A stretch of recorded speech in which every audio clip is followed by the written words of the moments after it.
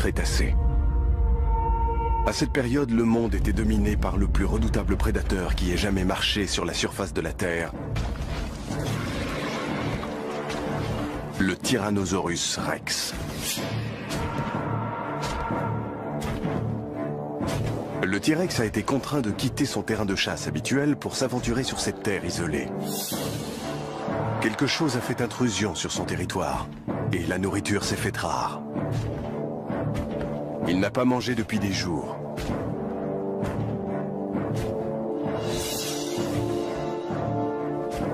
Enfin, une proie potentielle. Mais le T-Rex est prudent. Il n'avait encore jamais vu une telle créature auparavant.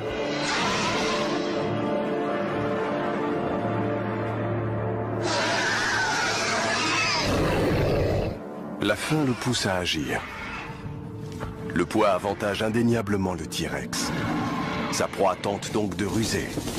Elle déploie ses ailes afin de paraître bien plus grande qu'elle ne l'est en réalité.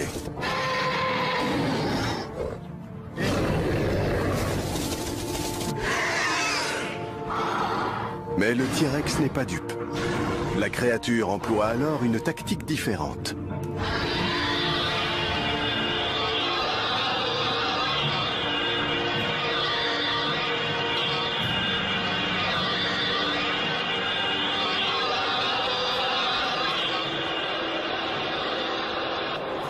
Le cri s'entend à des kilomètres.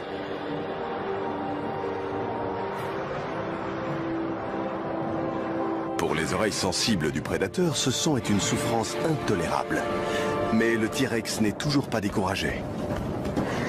Et aux alentours, il est impossible de se cacher. Mais c'est le T-Rex et non sa proie qui est mortellement à découvert. Ils ne sont pas seuls.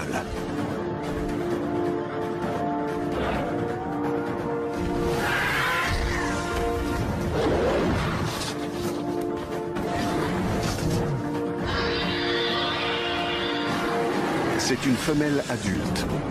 Un dragon préhistorique pleinement développé. C'est son territoire.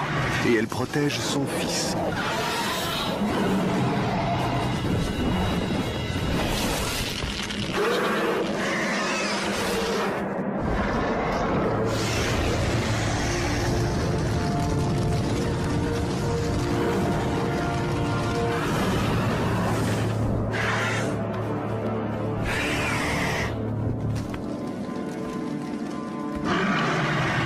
Le tyrannosaure ne passera pas la nuit. Mais la mère aussi est grièvement blessée. Avec une aile cassée, elle n'est plus en mesure de chasser pour se nourrir, elle ou sa progéniture.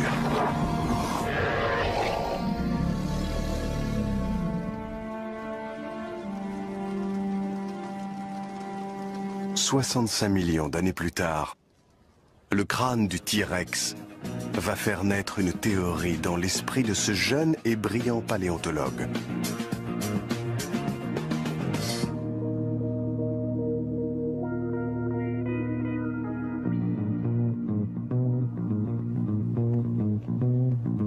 Ceci est un des 3 seuls crânes de T-Rex parfaitement intacts que l'on ait jamais découvert. Tout avait commencé 5 ans auparavant, après ma découverte d'un T-Rex complet dans le Montana. Ça avait fait du bruit. Dr. Jack Tanner, paléontologue, devenu célèbre du jour au lendemain. Mais ensuite, j'ai tout gâché. J'ai sous-entendu l'existence d'une créature improbable. Voyez-vous, le crâne de mon T-Rex avait été endommagé de façon très explicite. À mes yeux, ces marques étaient la preuve qu'il avait été attaqué par un prédateur non répertorié jusque-là par la science. Cette preuve était indiscutable. Je tentais donc d'en convaincre tout le monde. La nature de ces 3 marques nous suggère que ce crâne a été enfoncé par 3 objets extrêmement pointus, en arc de cercle. Il s'agit d'une forme de cerf. Mais je ne pense pas que ce soit ces blessures qui aient tué le tyrannosaure. coup fatal a été porté ici. Vous voyez? Il y a un important dépôt symétrique de carbone de part et d'autre de notre crâne. Ce sont des traces de brûlure pertinentes et très précises. Peut-être que mon obsession infantile avait égaré mon jugement. Voyez-vous, enfant, j'étais passionné par les dragons. Les dragons des hautes mers, les dragons volants du Groenland, les dragons cracheurs de feu d'Europe. Et voilà la chose qui me frappa. Ces mythes se retrouvaient aux quatre coins du monde, n'est-ce pas? Au sein de cultures qui ne s'étaient jamais côtoyées. Or, des Andes jusqu'à l'Himalaya, on colportait des histoires de dragons. Comment? Voici la plus fine déduction d'un enfant, parce que ces histoires étaient vraies. La semaine dernière, devinez, surgit de nulle part une info vitale parvenait à l'homme dragon. Une autre découverte. Pas dans le Montana cette fois-ci, mais sur une montagne en Roumanie.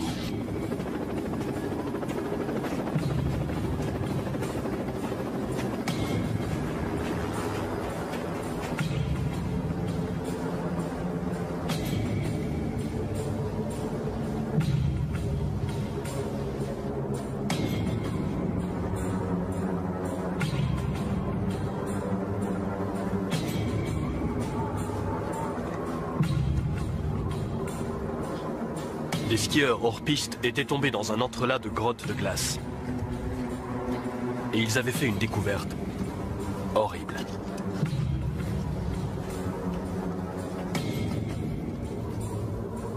Un cadavre. Et qui ne portait pas le dernier cri en matière de tenue de ski. Il était ancien. La police ne pouvait rien tirer d'un cadavre du XVe siècle. Ça concernait des historiens, pas des inspecteurs. Mais les policiers étant ce qu'ils sont, ils ne purent résister à l'envie d'inspecter les lieux. Ils découvrirent un lieu du crime médiéval. Un massacre.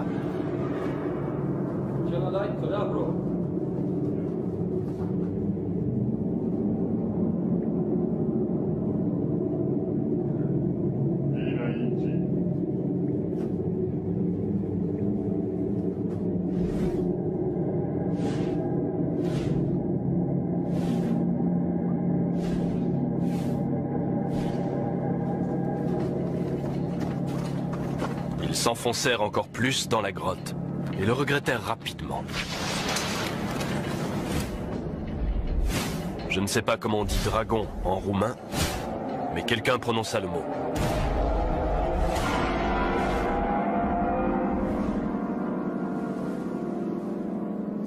Les Roumains contactèrent donc le musée, à Londres. C'est un canular ou quoi? Le musée était des plus réticents. Il avait une réputation internationale à soutenir. La chose arriva à mes oreilles, et je me dis que j'étais l'homme de la situation. N'ayant pas de réputation, je n'avais donc rien à perdre.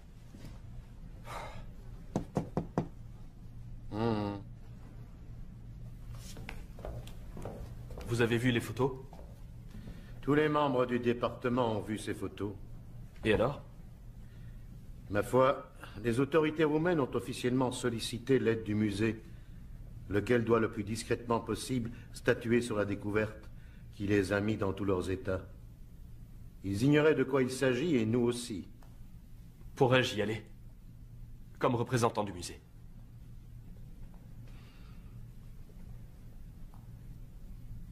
Je convoque le comité.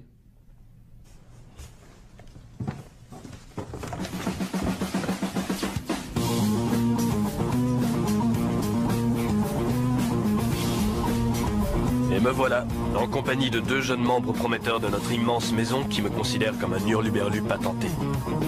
Nos ordres sont stricts. Si la chose est de quelque intérêt, la rapatrier à Londres. Si c'est un canular, présenter ses excuses et rentrer. Si l'affaire s'ébruite, je passe à la trappe. Je suis perdant dans les deux cas. À moins, mais il y a une chance sur 1 million, que ce ne soit pas un canular. Peut-être qu'alors je pourrais redorer mon blason.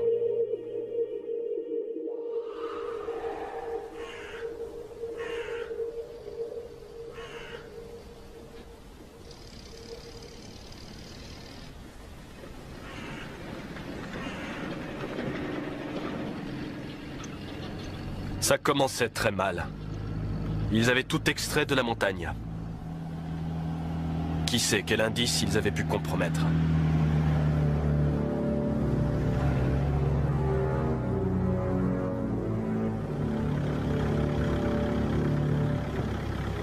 Nous étions dans un trou perdu, dans une morgue de fortune aménagée dans un hangar mangé par la végétation.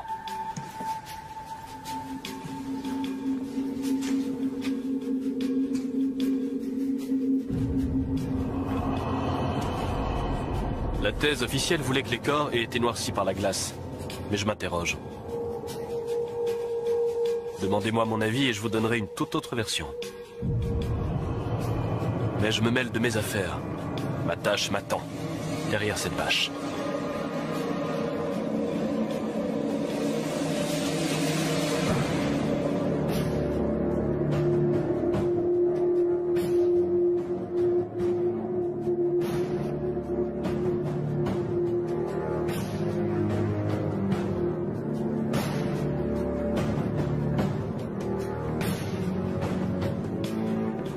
On ne nous avait pas prévenus pour la carcasse.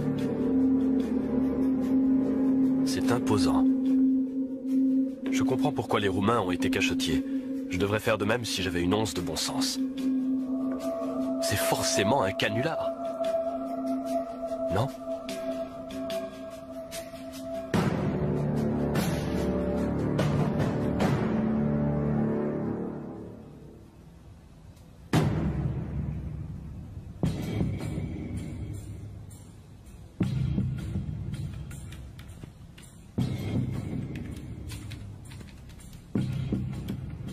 Entrons dans le vif du sujet.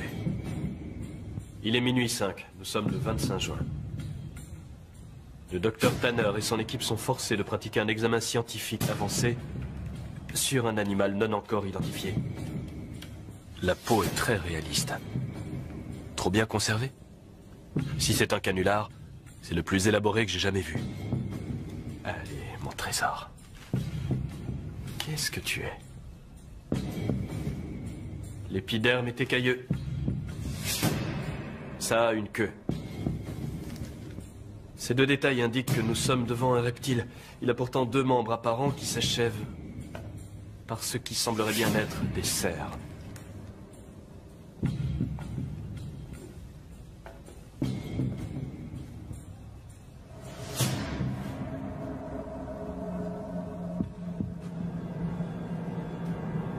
Ce sont les caractéristiques générales.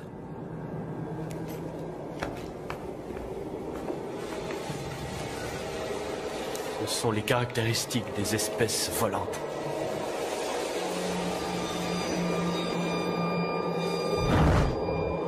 Cette chose pouvait-elle vraiment voler ?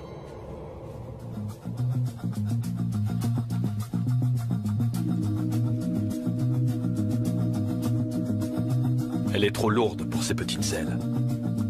Elle n'aurait pas pu générer la poussée nécessaire pour soulever sa carcasse du sol. Eh oui, pour voler, il faut obéir aux lois de la physique. Il y a un lien direct entre le poids, la puissance et l'envergure.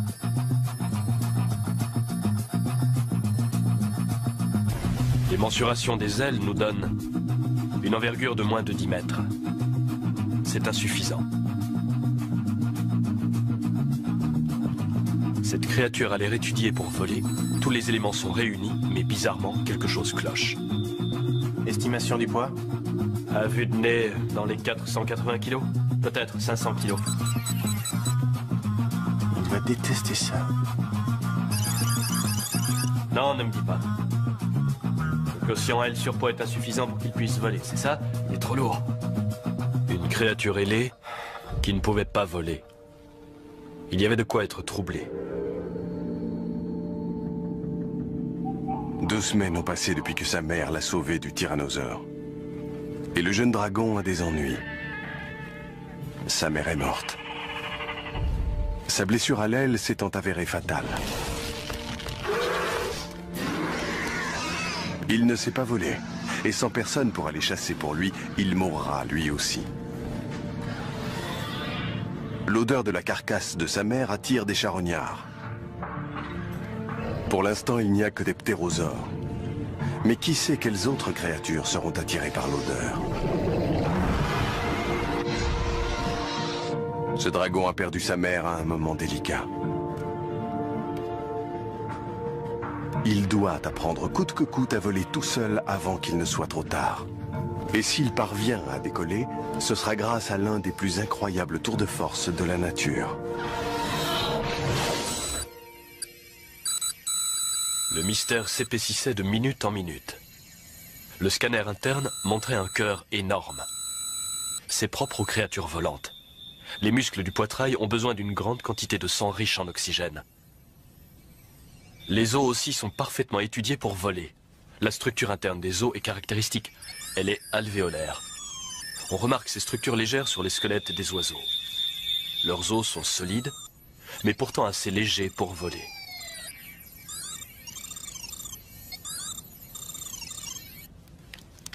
Mais tu n'en restes pas moins trop lourd pour tes ailes. Allez, quel est ton secret? Alors, bonne nouvelle? Il y a une chose inhabituelle dans la cavité thoracique. Qu'est-ce que c'est? L'image est trop floue. Pas de temps à perdre en spéculation. Je vais l'ouvrir.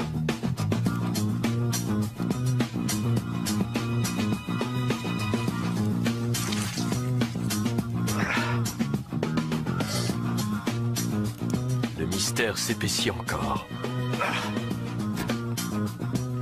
Une seconde paire de poumons? Mais il n'y a pas de structure interne. Des vessies? Peut-être. Elle devait contenir quelque chose. Passez-moi une seringue, s'il vous plaît.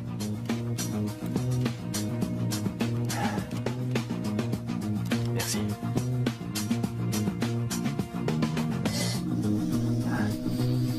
C'est du gaz? Analysez-moi ça.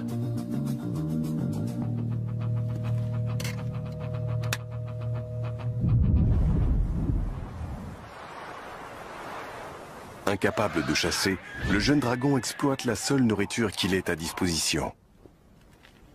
La viande de sa mère le conservera en vie quelques jours. Mais s'il ne peut voler, il ne peut chasser. Son avenir paraît compromis. Pourtant, même dans la mort, sa mère peut encore l'aider. Dans leurs entrailles, toutes les créatures recèlent des bactéries qui les aident à assimiler la nourriture. Et ce faisant, elles libèrent des gaz. Mais les bactéries internes du dragon sont uniques et le gaz qu'elles produisent est particulier. Il est canalisé vers deux poches de stockage, les vessies sustentatoires des dragons.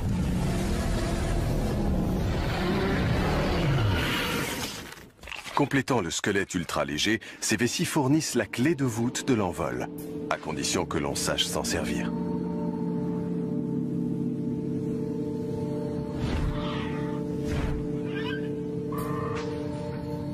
Ce jeune dragon va devoir apprendre vite.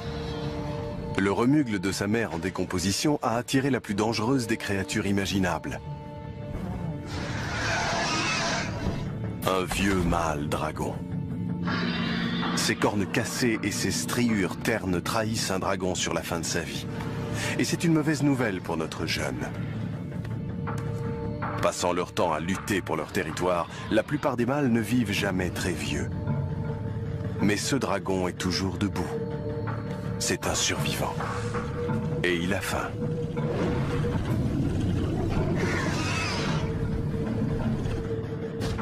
Le jeune sent qu'étant donné que celui-ci a le choix, il préfère la chair fraîche.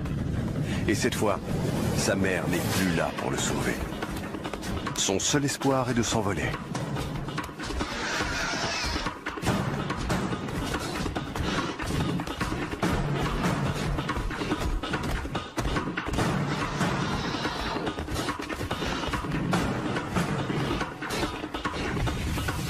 Alors, composition du gaz, principalement de l'hydrogène. De l'hydrogène? Ce gaz est 14 fois moins dense que l'air. Il est inodore et il est incolore. Si on met de l'hydrogène dans un ballon, qu'est-ce qui se passe? Il s'envole, n'est-ce pas? Le jeune dragon se dirige vers les arbres. Là, le vieux mâle ne pourra pas voler.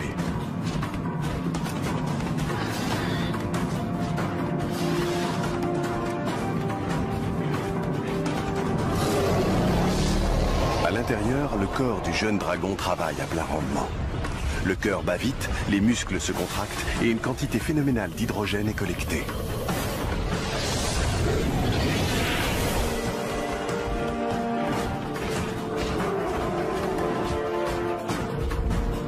Alors, selon vous, une fois gonflée à bloc, quelle serait en mètres cubes la capacité de cette vessie? Dans les 15 mètres cubes. x2, ça nous fait 30. Alors 30 mètres cubes entièrement remplis d'hydrogène. Ça nous donne quoi en termes de sustentation? On n'y est pas tout à fait, mais c'est possible.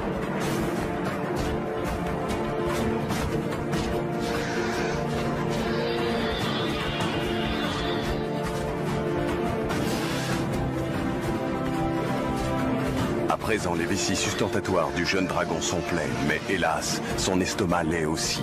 La viande en cours de digestion l'alourdit, et au moment crucial, l'instinct prend le dessus. Il vide son estomac et déploie ses ailes.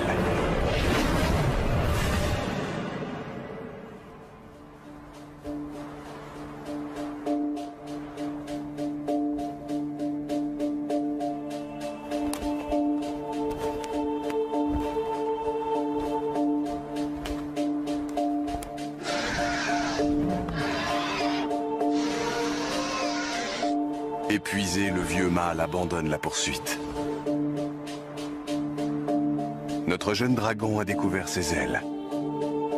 Juste à temps. Et pour la première fois de sa vie.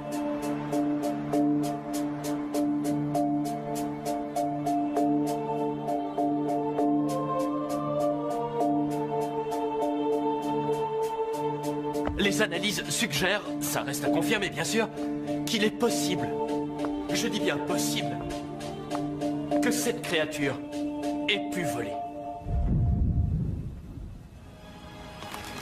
Ce n'est pas un canular. Cette chose est réelle. C'est un gigantesque lézard volant. Est-ce présomptueux d'espérer que tu aies pu aussi cracher du feu? Si ça présente un intérêt, rapatriez-le au musée. C'était ça le plan. Ça représente un intérêt certain. Mais voyons ce qu'on peut découvrir d'autre avant de s'en aller. Très bien. Il est temps de mettre la tête dans la gueule du monstre.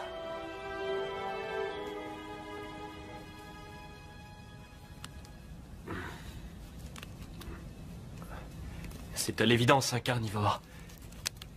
Un formidable prédateur.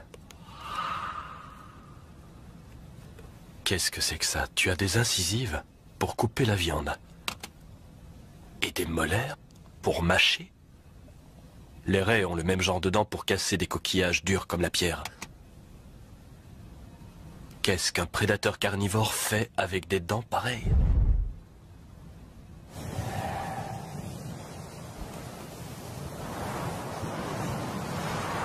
Plusieurs années ont passé, et notre jeune dragon est à présent un jeune adulte. Mais il n'a pas de foyer. Sans territoire, il n'aura jamais de nourriture régulièrement. Et il ne pourra jamais s'accoupler. Mais son heure est venue. Il lui arriva par le passé de pénétrer accidentellement les territoires de mâles dominants. Aujourd'hui, aucun doute n'est permis. C'est une bravade audacieuse. La moitié des jeunes mâles sont tués au cours de luttes territoriales. Le terne manteau de l'adolescence s'est métamorphosé en un éclatant vêtement destiné à intimider les mâles rivaux.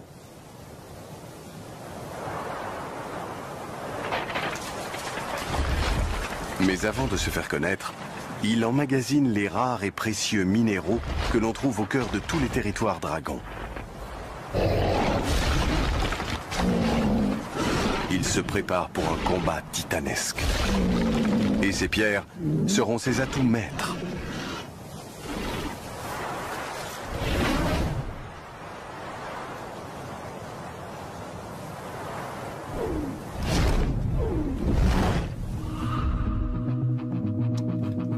La gueule est assez étonnante. La surface interne de la gueule est stupéfiante. On dirait presque qu'elle est cuirassée. Voilà une chose que j'ai déjà vue auparavant. Une valve charnue à l'arrière de la gorge. Ce clapet ressemble beaucoup au faux palais qu'on trouve dans la gorge des crocodiles. Les crocos s'en servent pour empêcher l'eau d'affluer quand ils maintiennent leur proie sous l'eau. C'est une forme très caractéristique.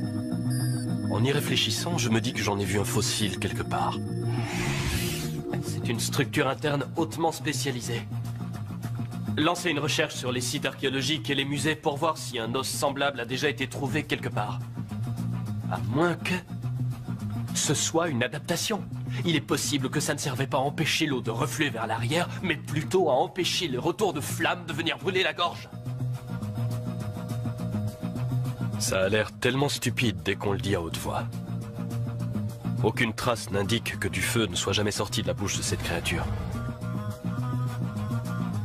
Pas de résidus de nourriture carbonisée, aucune trace de calcination, nulle part. C'est comme si tous les outils se trouvaient là et qu'ils ne les avaient pas utilisés. Peut-être qu'il ne crachait pas de feu du tout. Vous avez peut-être raison.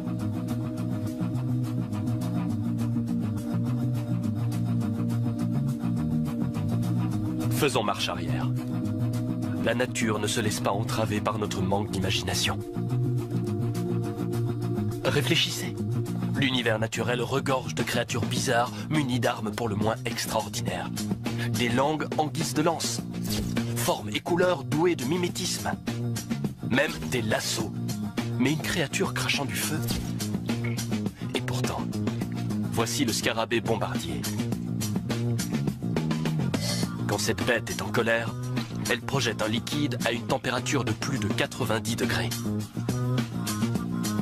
Comment s'y prend-il? En pompant un liquide combustible dans une chambre à réaction où un catalyseur l'enflamme. Le produit chimique explosif n'a d'autre solution que de s'échapper en faisant boum. Est-ce ainsi que les dragons s'y prenaient?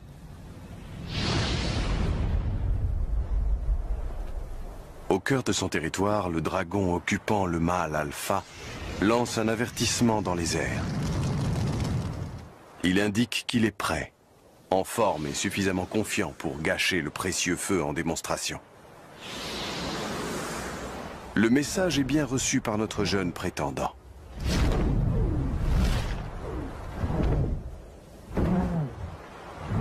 S'il veut avoir la moindre chance de remporter ce duel, il devra être au mieux de sa forme, car les risques sont énormes. Un territoire acquis n'assure pas uniquement la subsistance. Il fournit aussi une chose que tout jeune mâle nécessite s'il veut laisser sa marque sur les générations futures. Des femelles.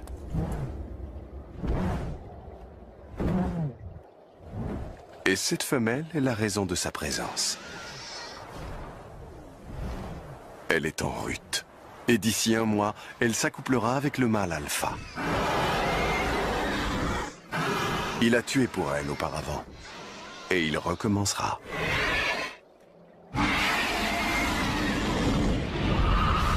Très bien. Commençons par le début. Que nous faut-il pour produire du feu? Un carburant et quelque chose pour l'enflammer. Un système de mise à feu. Il nous faut une source de chaleur et un matériel combustible. Comme du gaz? Ah. Bon, et qu'avez-vous dit qu'il y avait là-dedans? De l'hydrogène et du méthane. Ouais, c'est ça. Comment avais-je pu être aussi bête? Il me faut une source de chaleur, comme un briquet.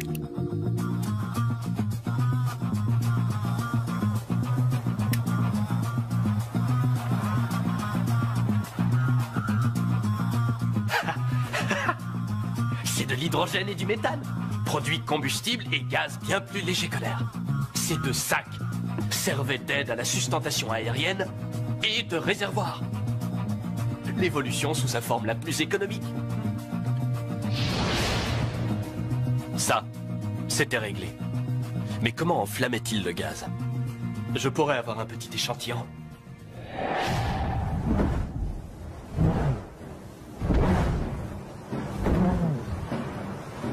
Le mâle alpha est un foudre de guerre expérimenté. Il n'a rien à prouver et a perdu les couleurs vives qu'arborent les jeunes prétendants.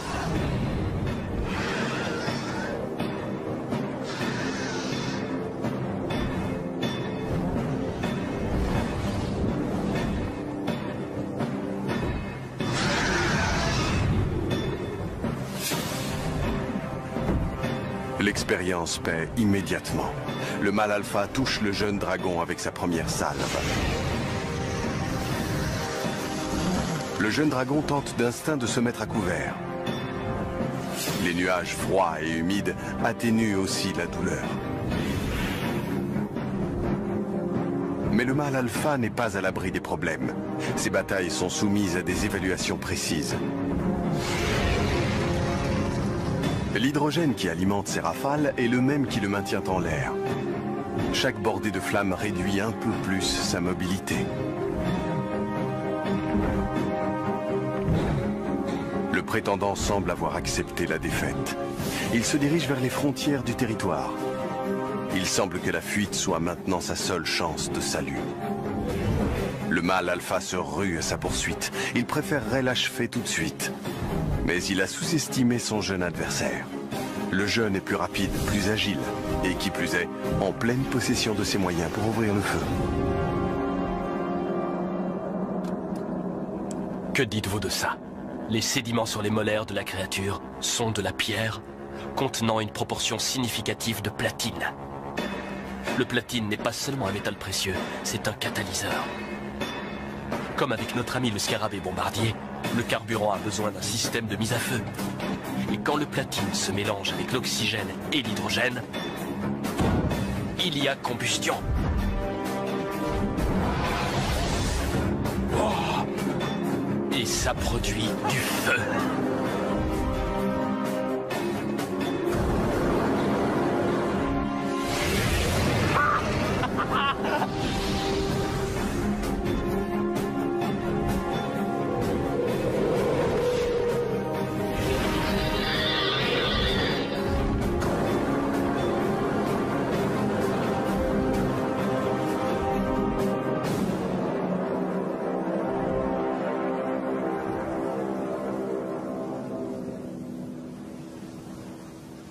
Notre jeune prétendant a triomphé.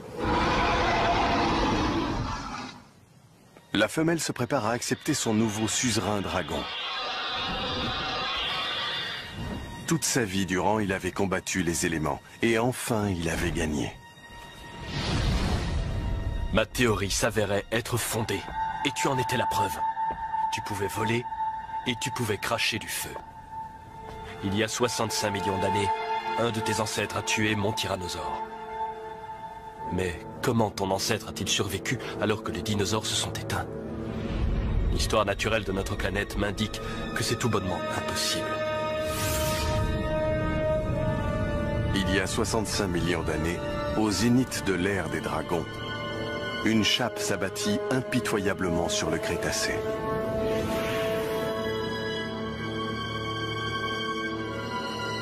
Une météorite de la taille de l'Everest percuta la planète. Connue sous le nom de crise KT, Crétacé tertiaire, elle balaya quasiment toute vie de la surface de la Terre. Mais étonnamment, ton espèce a survécu. Comment? Ça y est, j'ai lancé la recherche.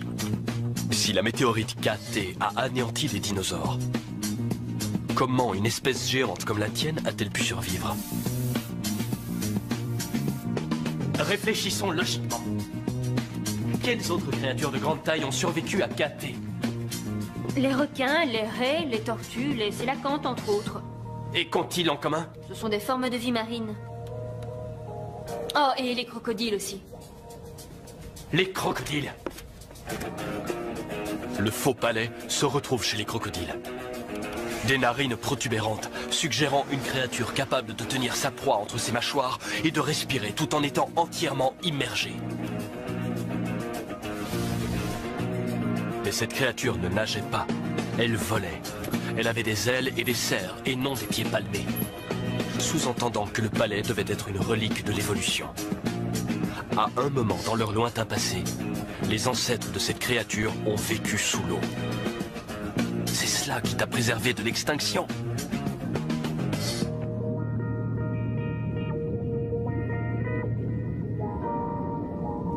L'eau fournit effectivement aux dragons un moyen d'échapper à l'un des incidents les plus dévastateurs de l'histoire de la Terre. Mais pas aux dragons préhistoriques. Le dragon terrestre fut effectivement anéanti. Mais il n'était pas unique. La famille des dragons comportait une autre branche. Au temps de la catastrophe KT, le dragon préhistorique avait un cousin, le dragon marin. Les deux espèces descendaient d'un ancêtre commun, mais elles suivirent deux voies évolutives distinctes. Le dragon marin vécut sous les océans, et la vie marine fut bien moins touchée par la crise KT.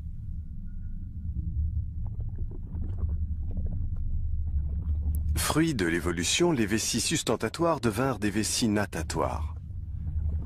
Les grandes ailes se réduisirent et s'affinèrent, et leur queue devint une sorte de nageoire. Les dragons marins s'adaptèrent et prospérèrent.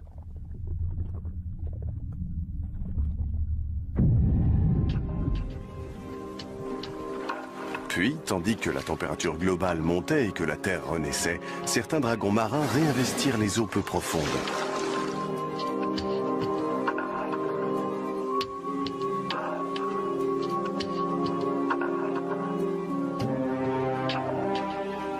Remontant les estuaires et les rivières, ils finirent par tenter de remettre les pieds sur la terre ferme.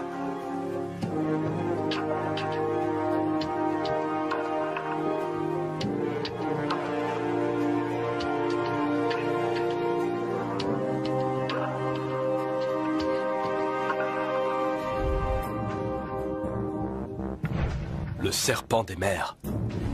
Cette légende serait-elle liée au dragon marin?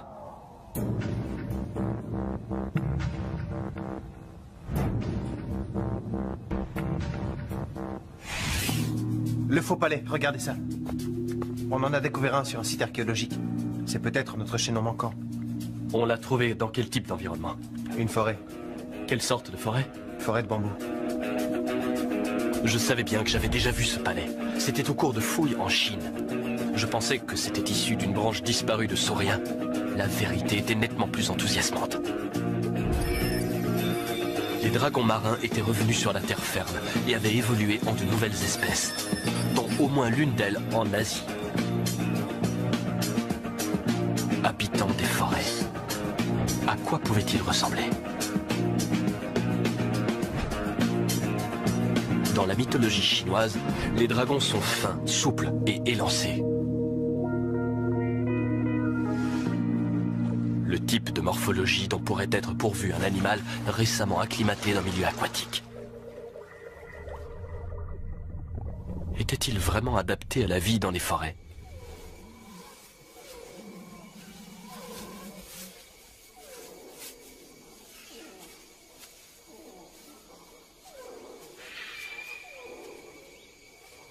Les dragons qui s'établirent à nouveau sur la Terre découvrirent que le monde préhistorique avait changé. L'ère des dinosaures était révolue, et un nouvel ordre d'animaux était apparu pour combler ce vide. Les mammifères.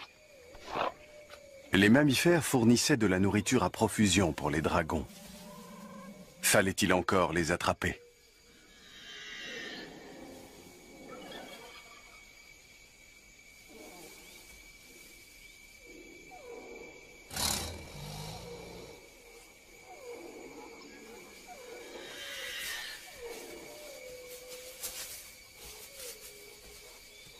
Son superbe camouflage et ses mouvements silencieux rendent ce dragon pour ainsi dire invisible au cœur de la forêt de bambou. Les ailes de ce dragon sont trop petites pour l'autoriser à voler, mais ses vessies sustentatoires le surélèvent légèrement et lui permettent de glisser sans bruit sur le tapis végétal de la forêt. Les zébrures de sa peau estompent ses contours dans la lumière tamisée. Et pour assurer son invisibilité, cette relique massive de l'ère des dinosaures a dû développer de nouvelles ruses. Chasser les mammifères dans cet environnement broussailleux oblige à faire preuve de beaucoup d'astuces. Petits, rapides et agiles, les mammifères ont un incroyable sens de l'ouïe et de l'odorat. À la moindre alerte, ils décampent en un instant.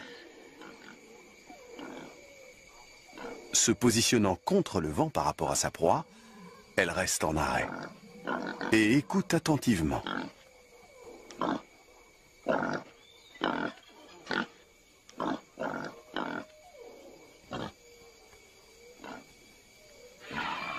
Mais elle n'est pas encore prête à passer à l'attaque.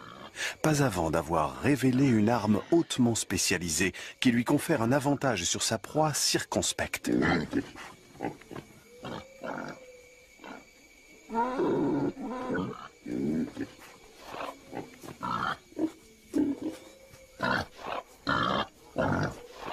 Le dragon des forêts a développé une remarquable stratégie comportementale. Le mimétisme.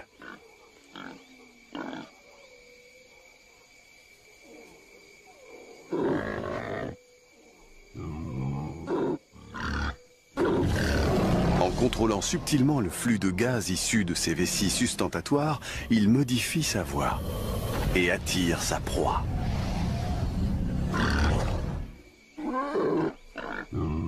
Mais la chasse est perturbée.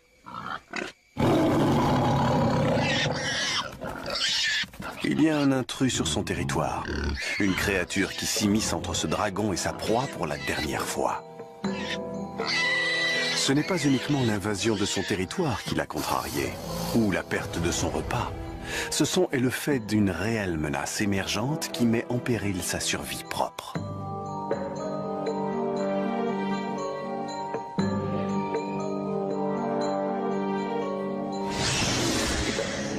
Un petit vol plané est la seule prouesse que lui autorisent ses ailes chétives. Mais il a flairé son ennemi et est déterminé à en finir avec lui.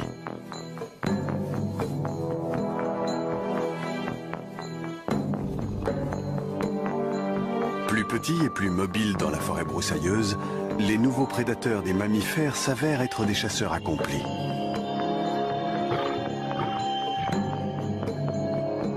S'il ne réagit pas, ses prédateurs le surpasseront dans la quête de nourriture et il mourra de faim. Il ne laissera pas une telle chose se produire. Le dragon se place à portée. Il se fond dans son environnement, invisible, mais pas inaudible.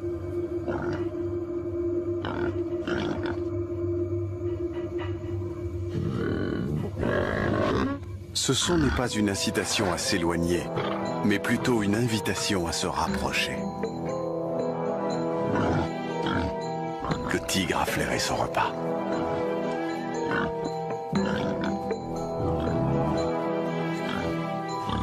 Mais c'est un chasseur prudent. Le dragon tente un subtil changement de tonalité. La proie a l'air angoissée. Peut-être est-elle blessée.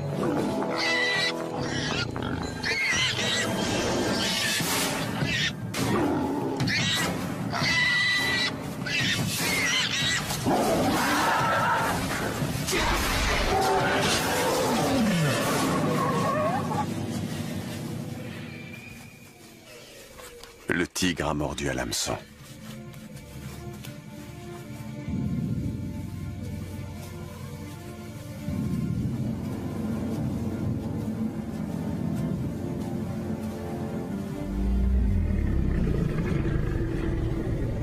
Un rival de moins, un repas de plus.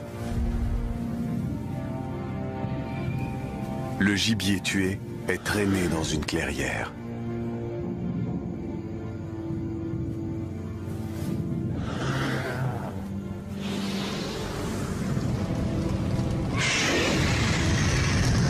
Le dragon des forêts a adapté son ancienne arme en ustensile culinaire. La viande grillée est bien plus facile à digérer. Mais les flammes attirent un autre mammifère. Une espèce qui s'avérera une bien plus grande menace pour sa survie.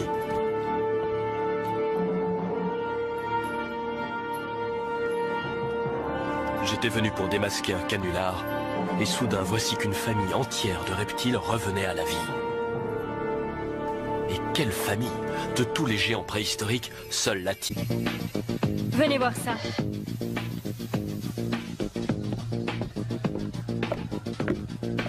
Je viens de remarquer des fragments ici.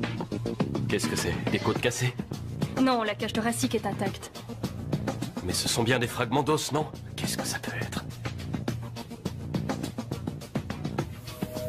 Voilà qui explique ces proportions plutôt étranges.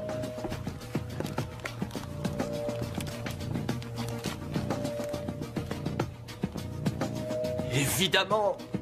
Le dragon a 4 jambes. Et 2 ailes. Ça fait 6 membres. Ah! Il n'a jamais existé aucun vertébré ayant 6 membres.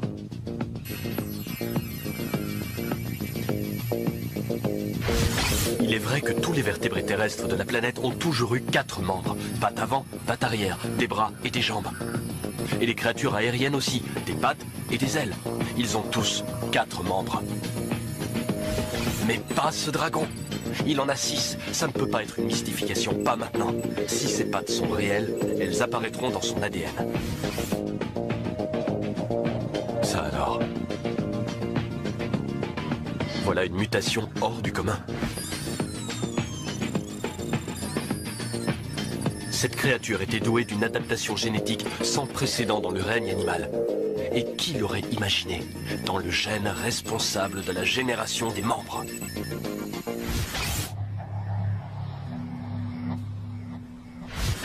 Et c'est aussi décrit dans la mythologie.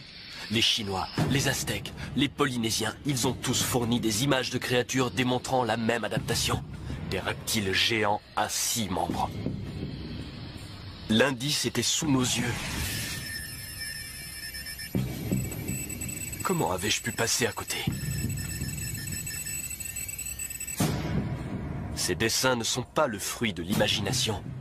Ce sont des archives. Les peuples primitifs nous disaient quelque chose que nous n'écoutions pas.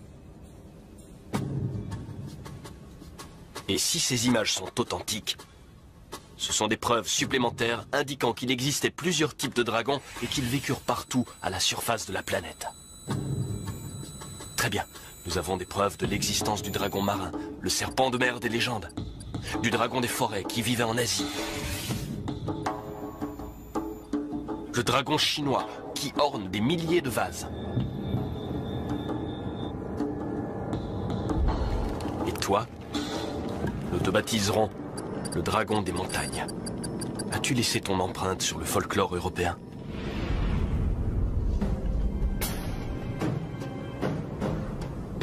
Roumanie, iconographie des dragons.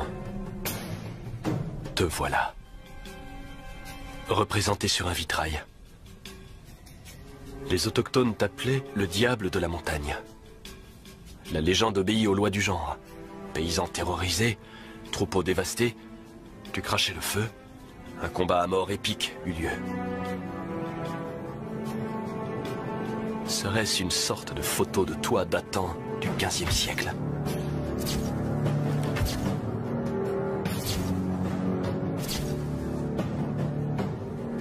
Le fermier du coin t'avait donc baptisé le diable de la montagne. Quel genre de diable étais-tu? On arrive à la fin. Ils vont emporter le corps dans quelques minutes et je n'y aurai plus accès. Une dernière vérification. Aurais-je raté un détail? Qu'est-ce qu'il y a dans le cœur? Quelque chose y est enfoncé. Dans le ventricule droit, il y a un objet. Ce n'est pas de la matière organique.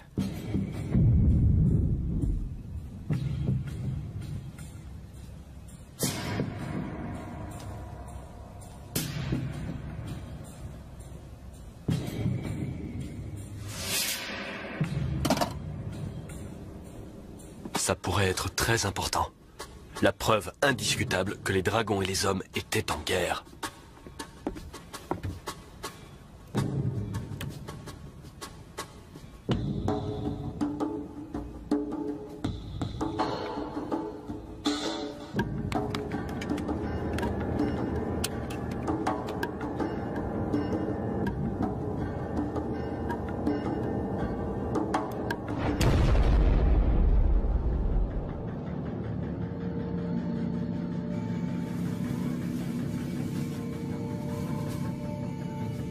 Tout au long du règne des mammifères, les dragons survécurent.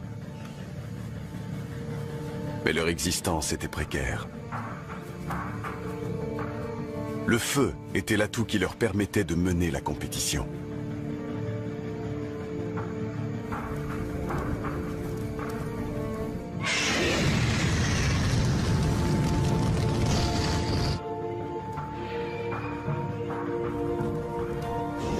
Mais avec le temps, un nouveau mammifère émergea.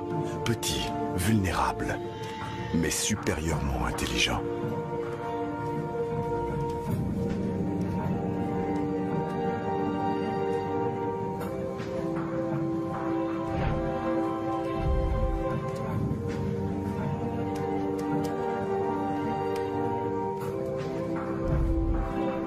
Physiquement, l'homme n'était pas de taille à faire face au dragon. Mais il reconnut et intégra le potentiel du feu.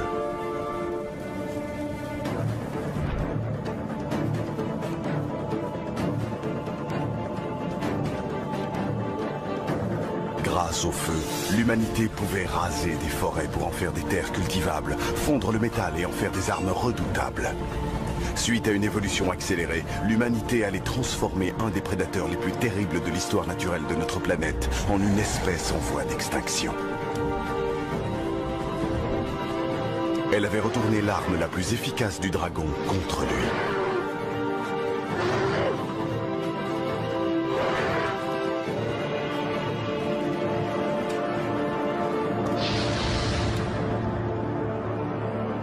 Les récits de ces batailles épiques furent relatés dans tous les folklores du monde. Pour culminer ici, en Roumanie. Une histoire sombre se transmettant de génération en génération. L'histoire d'un démon au sommet de la montagne et de chevaliers qui s'aventurèrent dans la brume pour ne plus jamais reparaître. Jusqu'à aujourd'hui.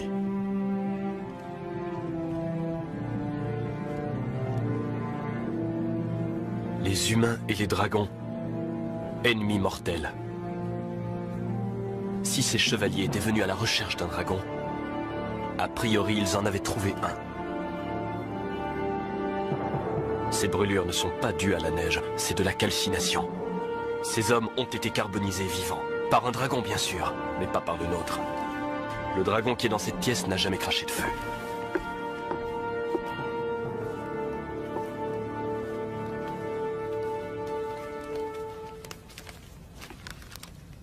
Il nous restait des tests à faire.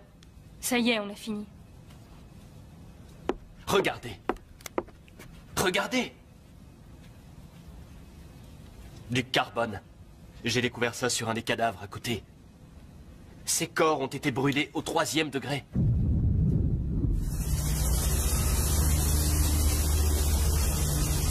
Ils ont raison, bien sûr.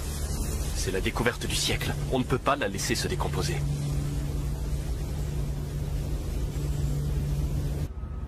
La montagne m'appelle. Qu'est-ce que ces hommes ont découvert là-haut? Ils sont prêts, ça y est.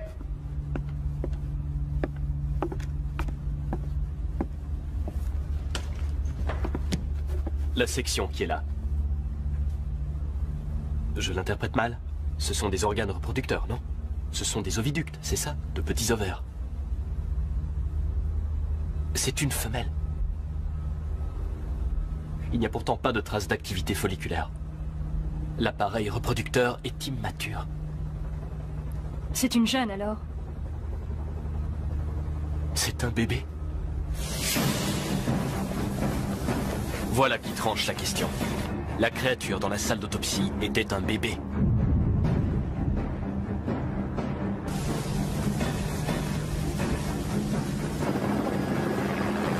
La grotte n'avait pas été le théâtre d'un massacre au hasard. C'était un nid. Le mythe local ressemblait de plus en plus étonnamment à une version orale très précise d'un événement réel. Les chevaliers n'ont pas été tués par notre dragon. Ils ont été tués par un adulte qui défendait probablement son petit. Le cadavre d'un dragon peut nous enseigner comment fonctionnait leur corps. Mais un nid peut nous en apprendre bien plus. Comment ils vivaient. mon intuition, est qu'au sommet de cette montagne, nous allons découvrir les preuves de l'existence d'une famille de dragons. Tanner est sur le point de démêler une intrigue qui nimbait de mystère une tragédie médiévale. Nous sommes au XVe siècle, et un dragon des montagnes est menacé.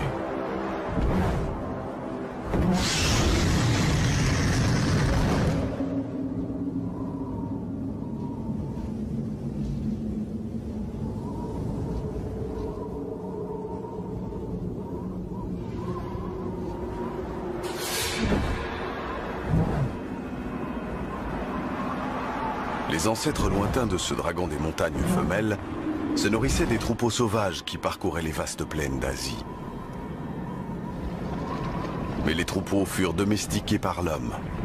Ils ne constituaient plus pour les dragons des proies légitimes, c'était du bétail.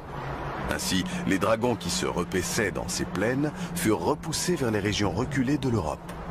Et dans ces régions isolées, les troupeaux sauvages sont rares.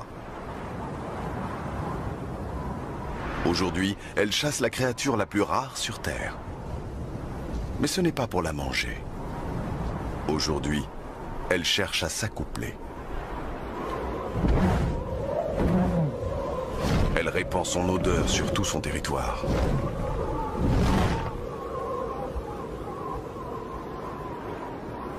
Les grands vents emportent ses phéromones au sud.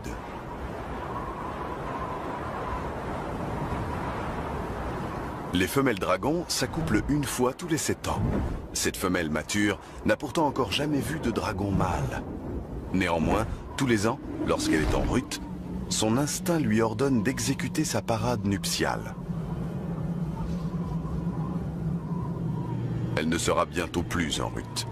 Et elle devra attendre encore 1 an pour une autre opportunité.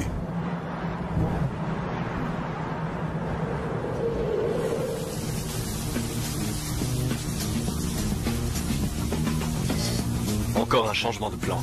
On a aperçu quelque chose d'intéressant à 250 mètres de la grotte.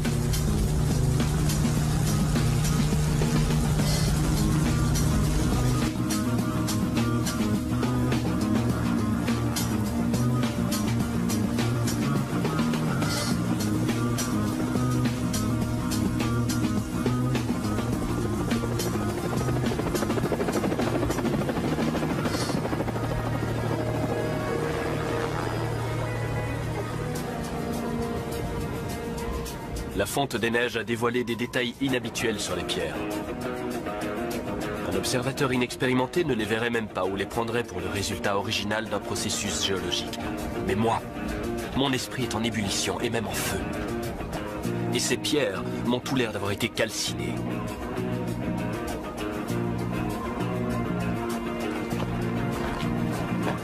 Non, non, on n'a pas besoin d'échantillons. Je voudrais que vous suiviez ces axes pour repérer d'autres traces de brûlure. Et faites attention où vous mettez les pieds. Prenez garde aux crevasses. Très bien. Approximativement à 2 heures au sud du point de largage. En direction du lieu du carnage. Vous pouvez prendre une référence GPS? Ouais, d'accord. Preuve tangible de décoloration de la pierre. Il semblerait qu'il ait été soumise à une rafale de chaleur intense. La pierre en a été littéralement balafrée. Les pierres ont été brûlées jusqu'au point de fusion sur des axes symétriques. Les dimensions sont impressionnantes. La foudre n'aurait pas pu faire ça. Un feu de forêt? Aucune chance. On se trouve en pleine montagne, aux abords d'un glacier. La tanière n'est pas loin. Sommes-nous sur le lieu d'une bataille?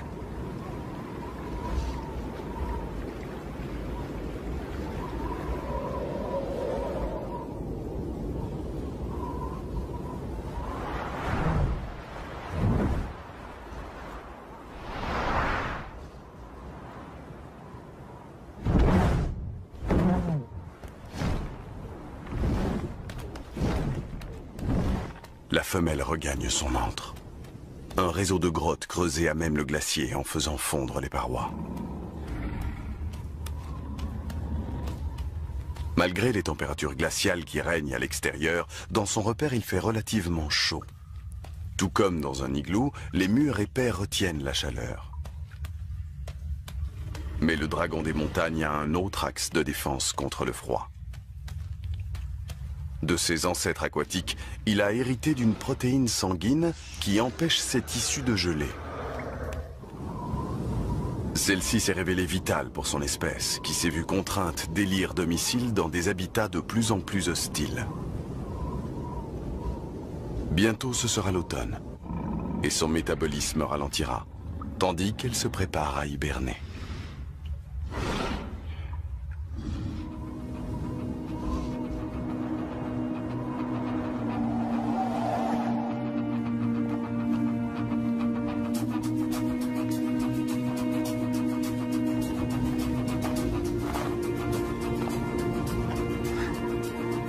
On y est.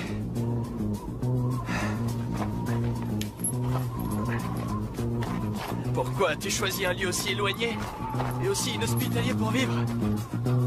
Venez!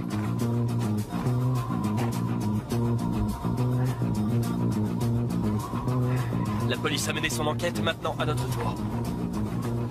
Mettez en place une cartographie ultrasonique et une grille numérique de toutes les surfaces. On doit définir clairement à quoi pouvait ressembler cet endroit il y a 600 ans. D'accord.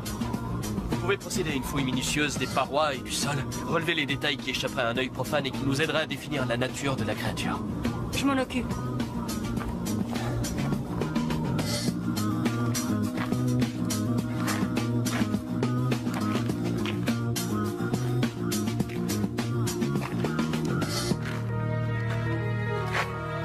C'est donc ici qu'ils t'ont surpris. Poseur de grille numéro 1, en place.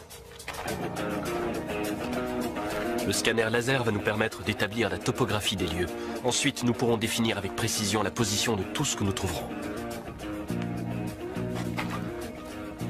On a déjà une cartographie? J'ai grillagé presque toute la grotte, mais c'est un vrai labyrinthe. Il peut y avoir n'importe quoi derrière ces parois. Le glacier est en mouvement.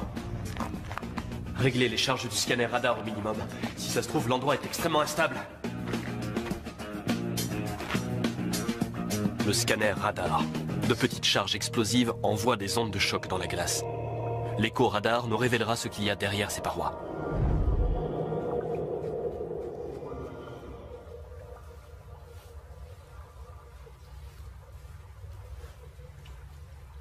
Qu'est-ce que c'est? Je ne suis pas certaine. Je sais ce que c'est. Une bouse de dragon. C'est de la matière organique, à mon avis. Elle est superbement conservée. Beau travail. Emballons-la.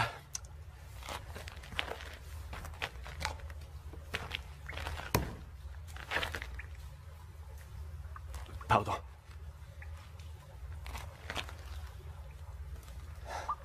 Il y a des traces, d'éclats d'ossements.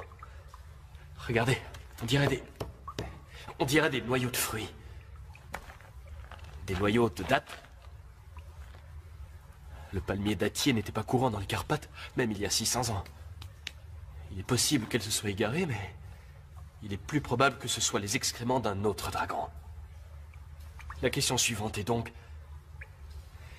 Pourquoi aurait-il couvert d'aussi importantes distances en traversant les continents et les climats? Qu'est-ce qui a bien pu le faire venir jusque dans les Carpates?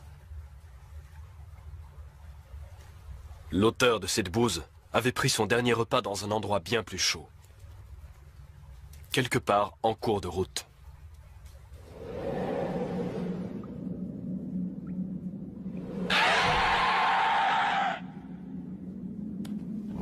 Voilà qui éveille la curiosité de la femelle.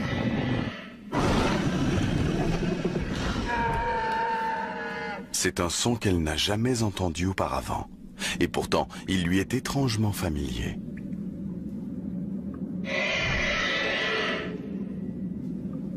Elle veut en avoir le cœur net. C'est plus fort qu'elle.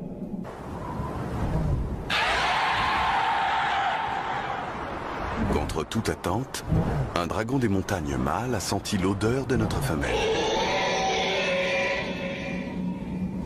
C'est un dragon nomade venant du mont Atlas en Afrique du Nord. Son besoin de s'accoupler l'a conduit du sud de l'Europe jusqu'aux Carpates.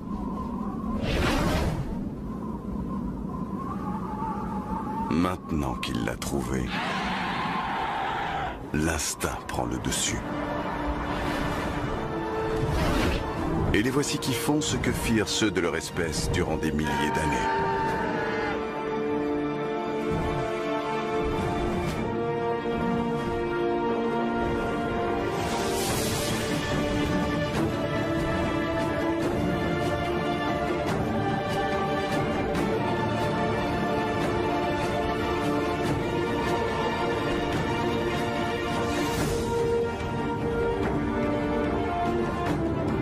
C'est une parade nuptiale, aussi périlleuse que spectaculaire.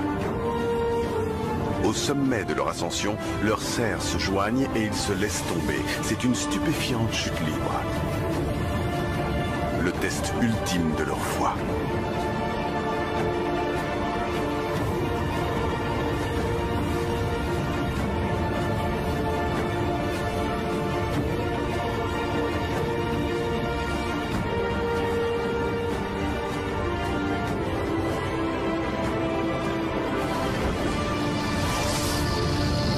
Les traces de brûlures sur les pierres font office de témoignage muet d'un accouplement de dragons spectaculaire et réussi. Et une espèce en voie d'extinction fonde ses espoirs en une nouvelle génération.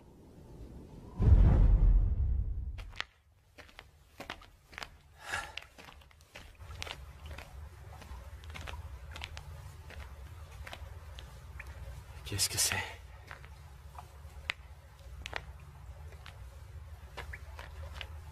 La première équipe d'investigation devait être bien trop occupée, puisque ceci lui a échappé.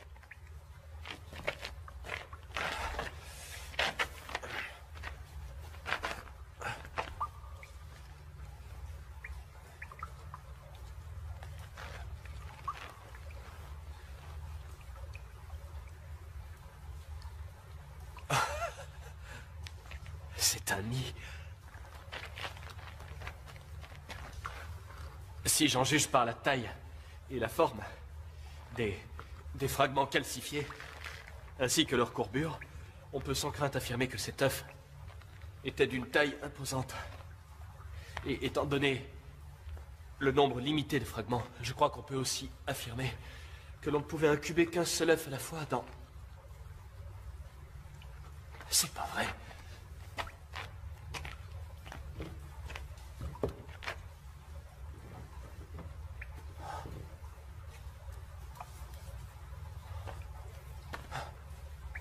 Deux œufs dans le même panier.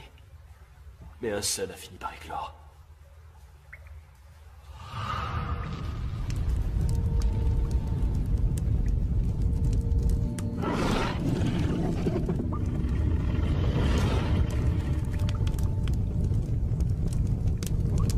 Les crocodiles enfouissent leurs œufs sous du compost actif pour les garder au chaud. Les dragons ont une approche bien plus directe.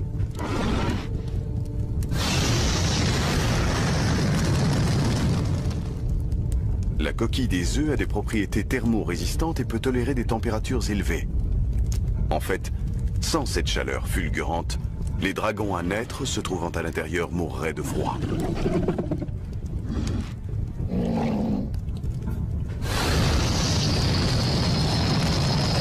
Les pierres préservent les œufs du contact direct avec les flammes, mais elles retiennent aussi la chaleur, en la relâchant progressivement sur un laps de temps assez long.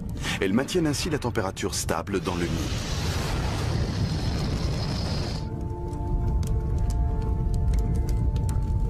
Si elle veut devenir mère, un contrôle constant et précis de la température est essentiel durant la longue période d'incubation.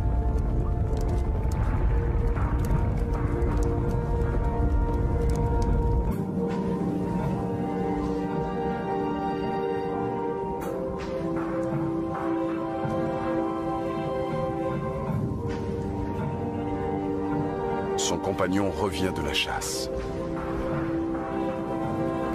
Il revient les mains vides. Encore une fois.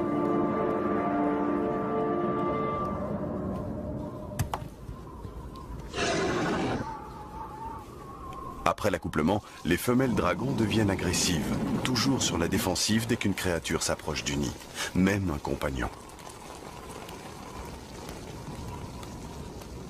Pour compenser compenser le manque de nourriture, il apporte un cadeau afin de l'apaiser. Une autre pierre pour le nid.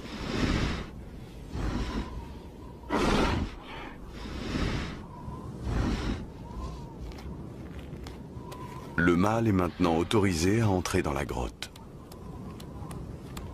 La femelle va aller chasser à son tour.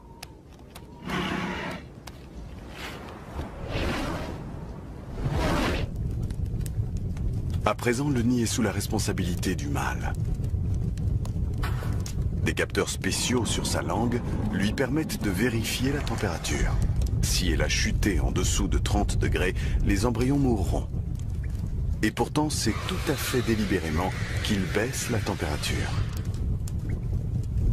Cette folie apparente procède cependant d'une méthode. Comme chez les crocodiles, la température dans le nid déterminera le sexe de la progéniture. Les températures basses encouragent le développement des femelles. Les mâles, même ses fils, seront en compétition pour le territoire, la nourriture et les femelles reproductrices. Des femelles lui conviennent mieux. En temps normal, cette stratégie égocentrique est judicieuse. Mais au sein d'une espèce en voie d'extinction, un déséquilibre des sexes pourrait s'avérer fatal. Si un malheur lui arrivait, ce petit groupe serait condamné.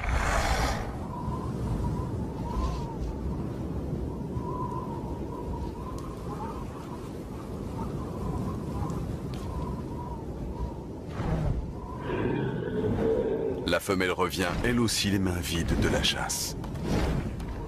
Le mâle n'est pas à son poste.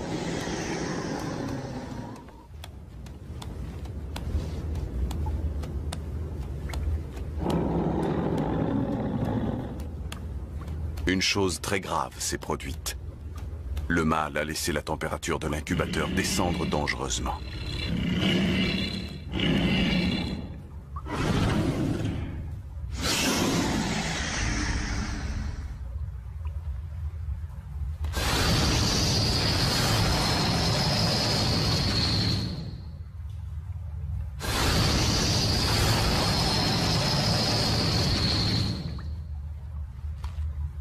Il est déjà trop tard pour l'un des embryons, mais l'autre peut survivre.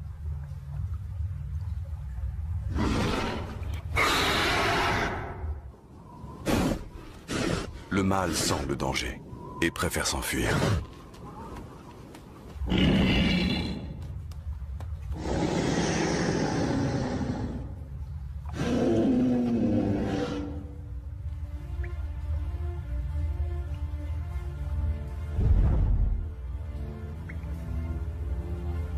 La grotte continue de nous livrer ses secrets à une cadence effrénée. Des os d'un mouton domestique. Tu t'attaquais au troupeau du coin. Inconsciente, tu jouais un jeu très dangereux.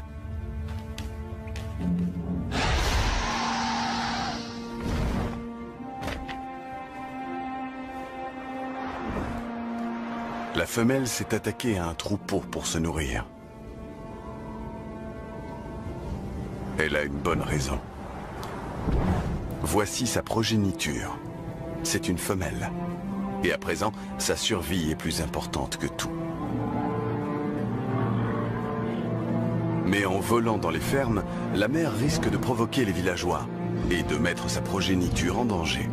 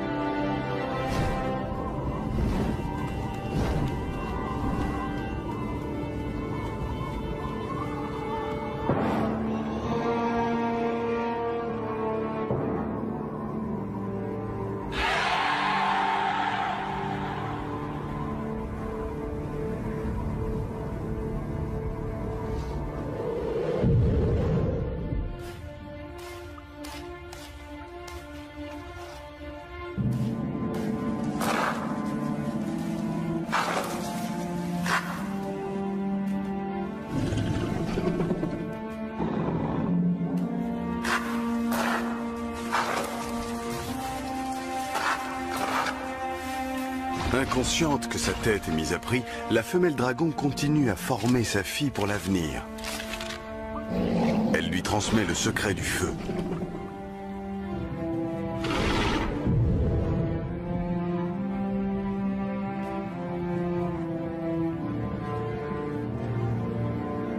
Ces marques auraient pu être faites hier. Il cherchait quelque chose dans la pierre. Il faut faire des analyses, mais selon moi, on va trouver du platine. Ce nid n'a pas été construit ici pour la vue.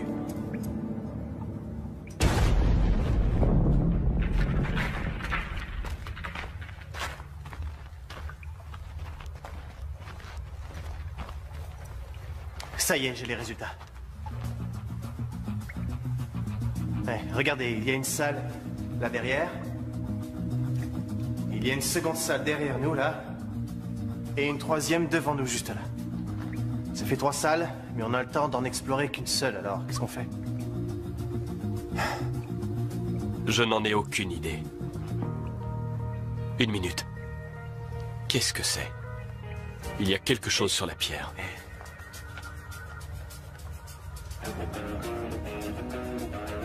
Venez. Venez là. Tenez-vous là. Levez le bras.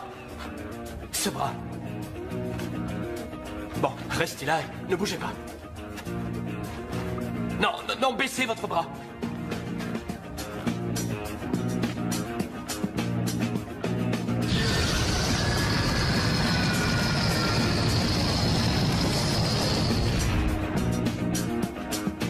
Celui ou celle qui a fait ses traces sur la pierre venait de derrière cette paroi. Préparez le VMT. On entre là-dedans.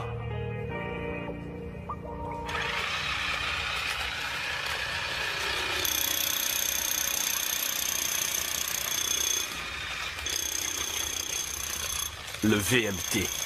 Véhicule miniaturisé télécommandé. Le nec plus ultra de l'arsenal du paléontologue moderne. Cette petite caméra peut se faufiler dans les passages les plus étroits et nous renvoyer des images.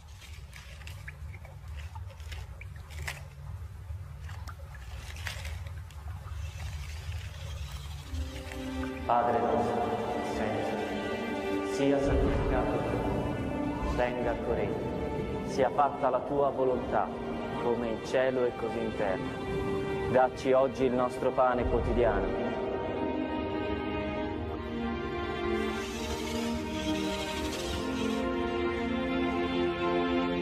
E rimetti a noi le nostre debiti, le nostre colpe, come noi le rimettiamo ai nostri debitori.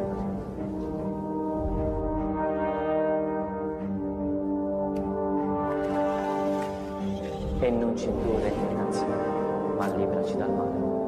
Amen.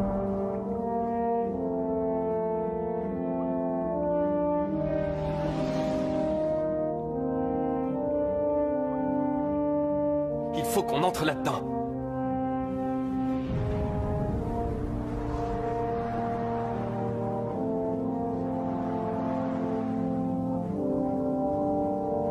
Après s'être nourris, la mère et la fille se chauffent à la chaleur du soleil. Leurs ailes captent la chaleur comme des panneaux solaires.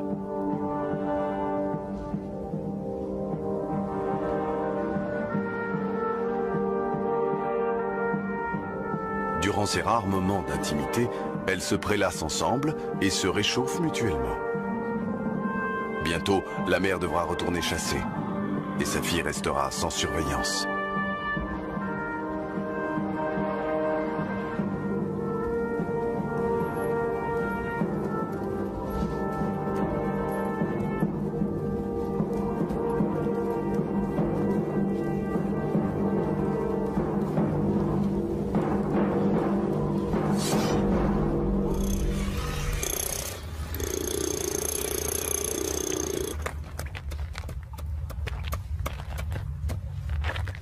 Il n'y avait pas que des chevaliers dans la morgue. Cet endroit ressemble plus à un champ de bataille. La question est de savoir si la chose qui les a tués est toujours à l'intérieur.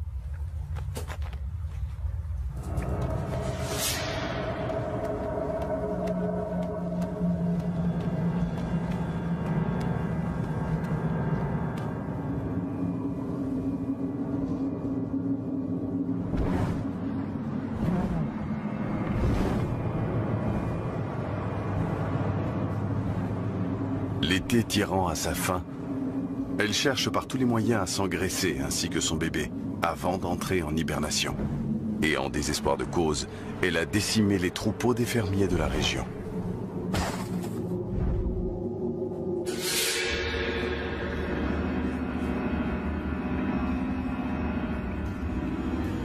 Il y a 2 corps de plus dans cette salle. Je ne vois aucune trace de brûlure sur cela.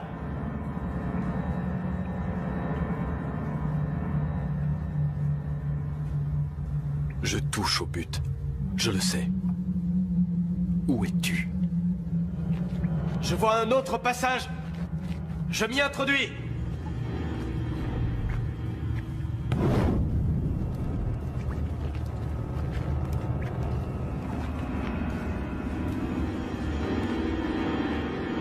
Jadis, les hommes et les dragons vivaient côte à côte. Les dragons étaient respectés. On leur vouait même un culte. Aujourd'hui, ils sont traqués comme la vermine. L'homme a chassé les dragons vers ces lieux désolés. À présent, même ici, ils ne sont plus en sécurité.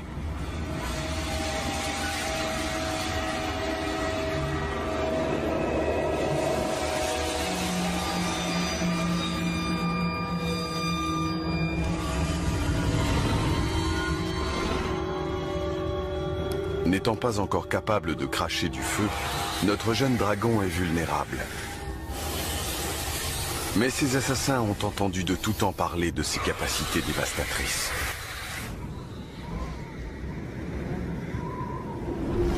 Se méfiant du diable cracheur de feu, ils restent prudents. Ils finissent par comprendre que ce dragon ne constitue pas une menace.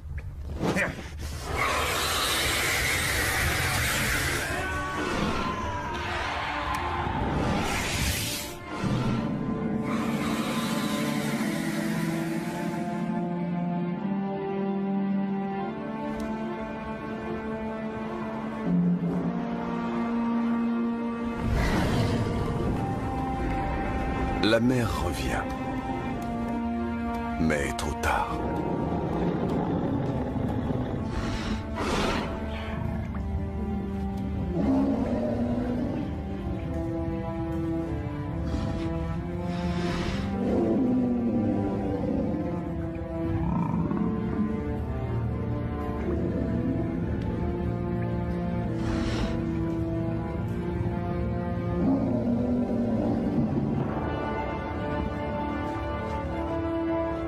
Son chagrin va devoir attendre.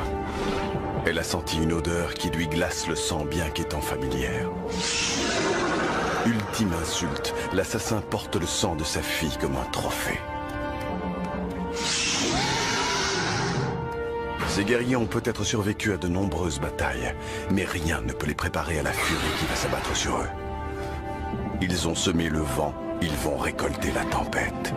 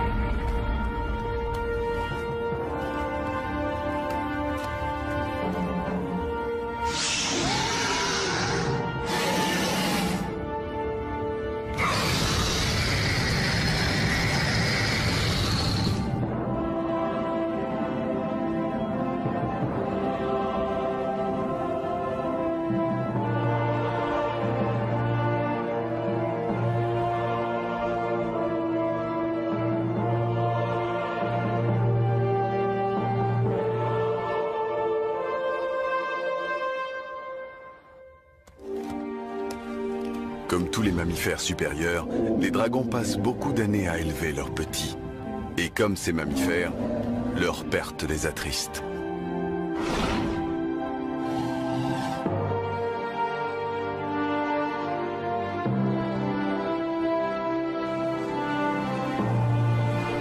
Mais suite au traumatisme de la mort de sa fille, la femelle dragon est à nouveau en rut. Elle est toujours accablée. Mais son corps sait que pour survivre, elle doit à nouveau s'accoupler.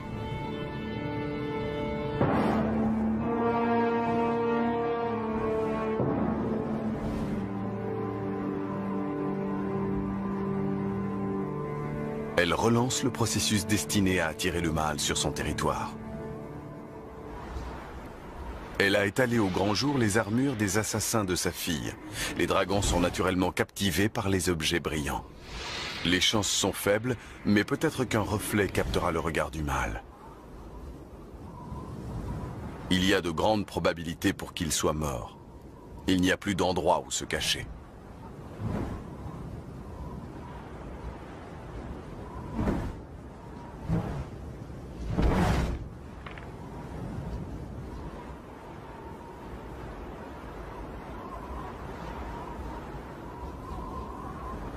L'hiver étant là, l'hibernation s'impose.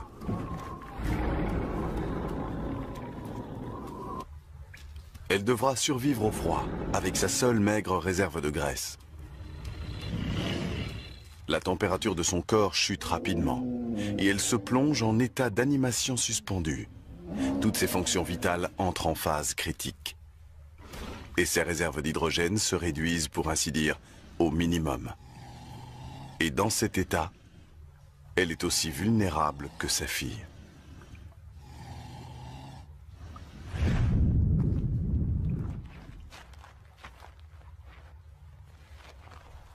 Où es-tu?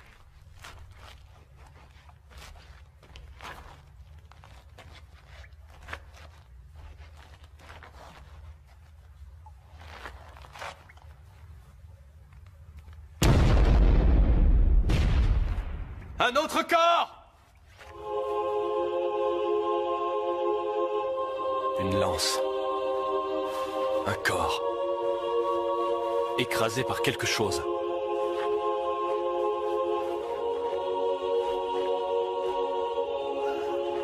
J'ai trouvé une aile! Elle est énorme!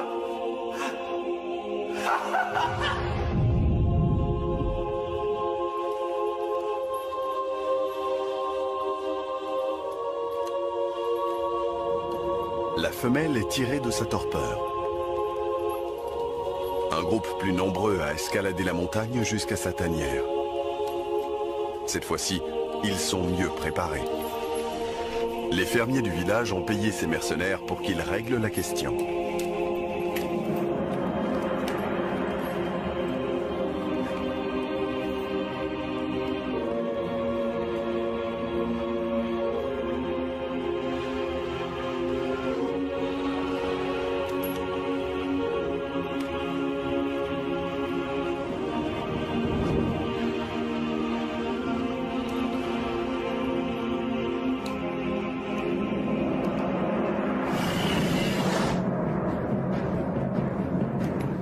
Ventre vide, elle ne peut pas générer d'hydrogène. Et sans son précieux gaz, elle ne peut ni voler, ni cracher du feu.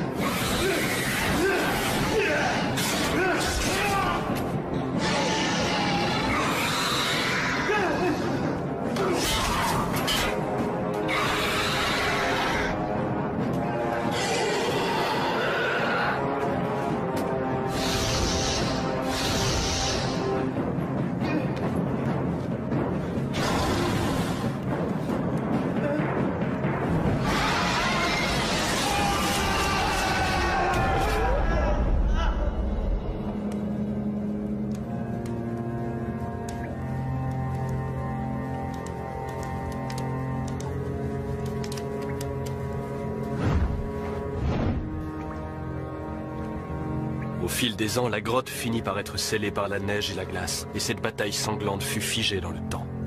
L'existence des dragons s'estompa et passa de la réalité au stade de mythe.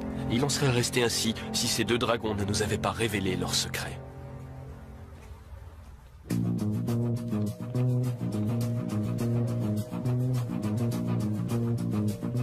Ma réputation était au plus bas en quittant le musée.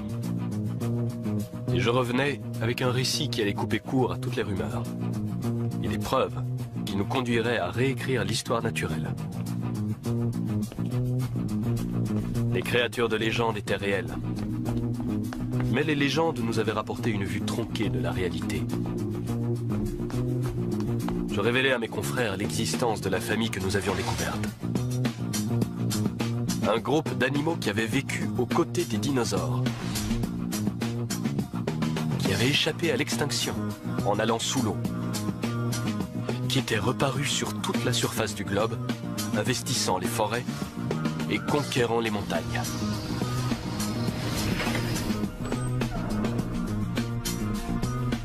Mais il n'est pire sourd que celui qui ne veut rien entendre.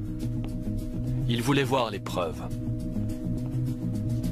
Qui pouvait le leur reprocher? Par ici. Mettez vos lunettes, s'il vous plaît.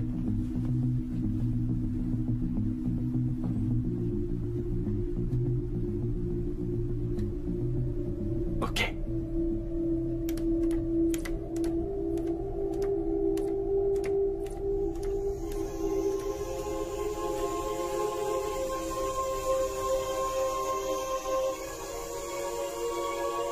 L'histoire de la vie sur notre planète avait été réécrite par une mère et sa fille, réunies.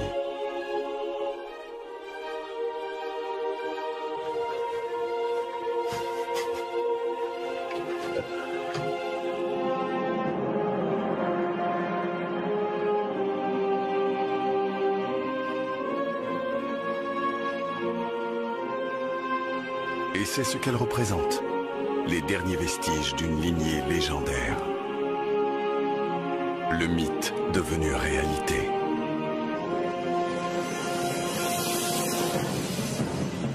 Le mythe d'un voleur de moutons. La réalité d'une mère luttant pour nourrir son petit. Le mythe d'une bête cruelle. La réalité d'une survie à tout prix.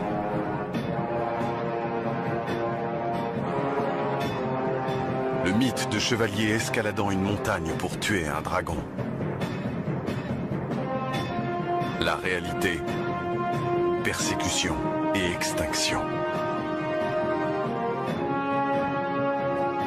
À présent, nous devons nous poser la même question au sujet de tous les dragons de la planète. Ont-ils tous existé eux aussi? Et le plus important est de savoir